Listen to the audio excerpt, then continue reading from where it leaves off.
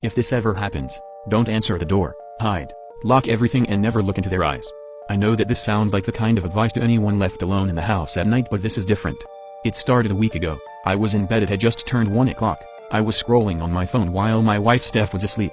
I suddenly had a notification pop up at the top of my phone. Anyone with a video doorbell will be accustomed to this. Motion detected. I normally ignore it as it was either a car coming down the road or a person stumbling back home after a night out.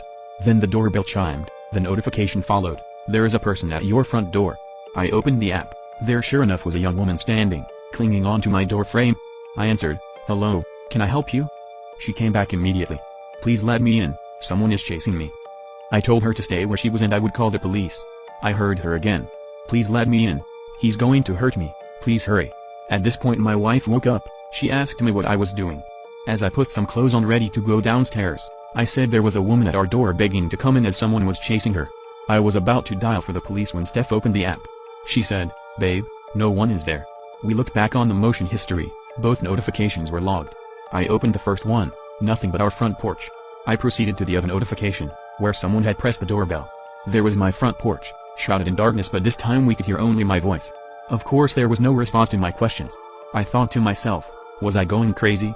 My wife said it was late, I must have been half asleep and my mind was playing tricks on me. Even if that was right, it still didn't explain why we got the notifications. The next night we both sat binging a Netflix show in our living room. We must have lost track of time as it was nearly 1 in the morning. I went to check the back door was locked when my phone buzzed. I asked Steph whether she had the same. She had. I opened the app just as it notified me that someone had pressed the bell. We both quickly opened the live view. Stood at our door, a child. The young boy must have been no older than 8. The camera was in night vision, which was black and white. The boy's face glowed, eyes piercing through my screen. I once again answered, "Hello, can I help?"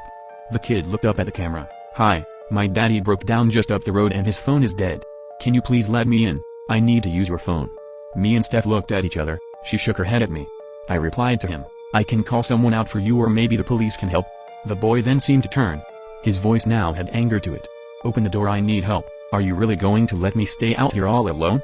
His story had changed. I went back after swallowing my own fear. "Stay there, I will get help." This time I called the police. They came around 20 minutes later. By this point no one was around. We had seen the boy walk off around the corner 5 minutes after I had got off the phone.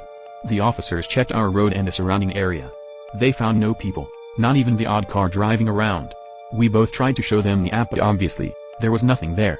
The 2 officers were understanding and seemed to believe us. They gave us the department's direct number and told us to call them if anything happens again. We went to bed that night scared and confused. We didn't understand what or why this was happening to us. The next day we decided